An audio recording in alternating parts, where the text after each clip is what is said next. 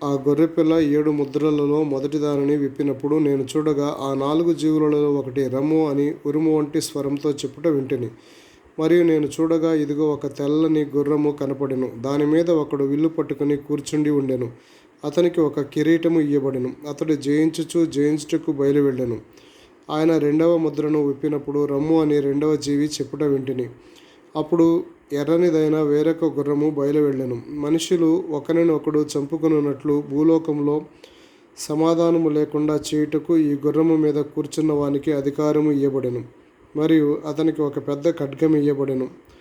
ఆయన 3వ ముద్రను విప్పినప్పుడు రమ్ము అని 3వ జీవి చెప్పుట వింటిని. నేను చూడగా ఇదిగో ఒక నల్లని గుర్రము కనపడెను. దాని మీద ఒకడు త్రాసు చేత పట్టుకొని కూర్చుండి ఉండెను. మరియు దేనారముకు 1 సేరు గోధుమలనియు దేనారముకు 3 సేర్ల యవలనియు నూనెను ద్రాక్షారసమును పాడు చేయవద్దనియు ఆ 4 జీవుల మధ్య ఒక స్వరము పలికినట్టు నాకు వినపడెను. ఆయన 4వ ముద్రను విప్పినప్పుడు రమ్ము అని 4వ జీవి చెప్పుట వింటిని.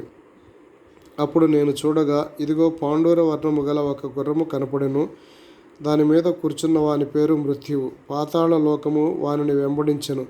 ఖడ్గము వలన, కరువు వలన, మరణము వలనను, భూమిలో నుండి క్రూర మృగము వలనను భూనివాసులను చంపుటకు భూమి యొక్క 4వ భాగము పైన అధికారము వానికి ఇయ్యబడెను.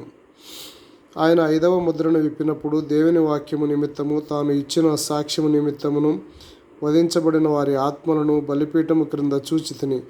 వారు, నాదా, సత్యస్వరూపి, పరిశుద్ధుడా, ఎందాక తీర్పు తీర్చక ఇందువు, మా రక్తము నిమిత్తము భూనివాసులకు ప్రతిదండన చేయకయు ఉందువని బిగ్గరగా కేకలు వేసిరి.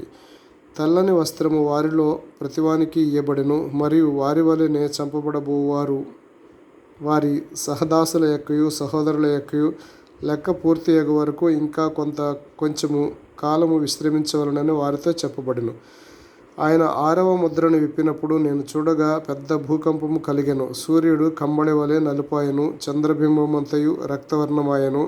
పెద్ద గాలి చేత ఊగులాడు అంజూరపు చెట్టు నుండి అకాలపు కాయలు రాలినట్టు ఆకాశ నక్షత్రములు భూమి మీద రాలెను.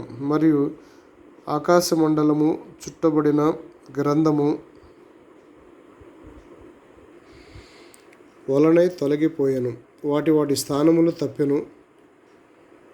ప్రతి కొండయు ప్రతి ద్వీపమును వాటి స్థానములు తప్పెను. భూరాజులను, గనులను, సహస్రాధిపతులను, ధనికులను, బలిష్ఠులను, ప్రతి దాసుడును, ప్రతి స్వతంత్రుడును కొండ గుహలలోను బండ సందులలోను దాగుకొని సింహాసనాసీనుడై ఉన్నవాని యొక్కయు గొర్రెపిల్ల యొక్కయు ఉగ్రత మహాదినము వచ్చెను. దానికి తాళజాలను వాడెవడు?